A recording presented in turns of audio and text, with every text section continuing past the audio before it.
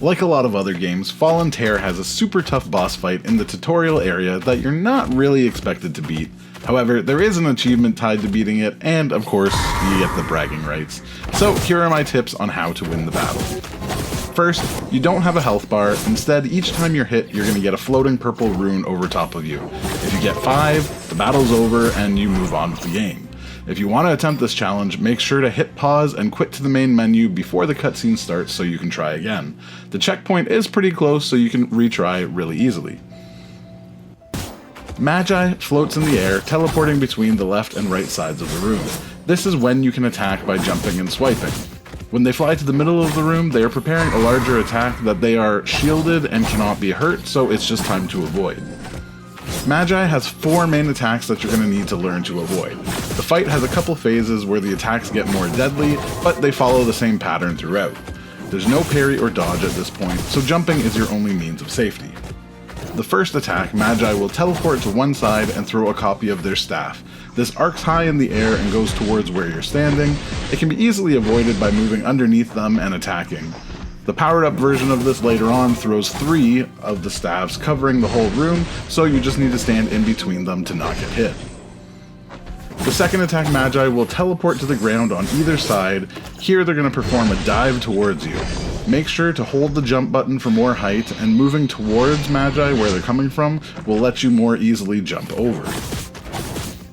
When Magi teleports to the center of the room, they become invincible and start the next phase. Generally with like a scream, so you don't want to attack them at that point.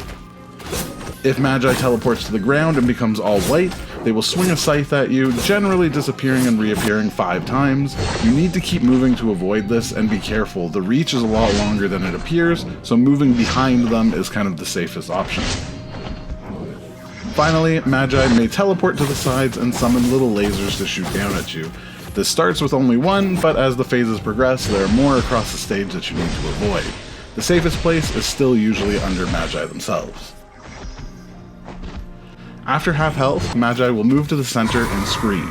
Then they're going to do almost all the attacks at once. The lasers move in from the outside in, so you want to stay in the center to avoid them. Magi will dash in from both sides, so you need to jump straight up to avoid them. They may also then summon rotating lasers around them, which means you need to move with the lasers to not get hit. While this is happening, they'll summon the clones to try and dash and attack you, and to swipe at you at the same time. So it can get a little hectic, a lot of things happening on the screen at the same time. You just need to move back and forth, jumping each attack to stay alive. During this phase, Magi cannot be hurt, so you just need to avoid the attacks. Other than that, you just need to keep doing damage. They teleport back and forth as you get close to them, so jumping while attacking at a distance is the best bet to hit them. Remember that getting hit 5 times makes you lose, so you just need to avoid getting hit as much as possible. Hopefully, with these tips, you'll be able to take them down. The cutscene after doesn't change if you win or lose, but you should get the achievement. So let me know how you do and how you're enjoying the game. As a Kickstarter backer myself, I can't wait to see how this turns out once it's finished.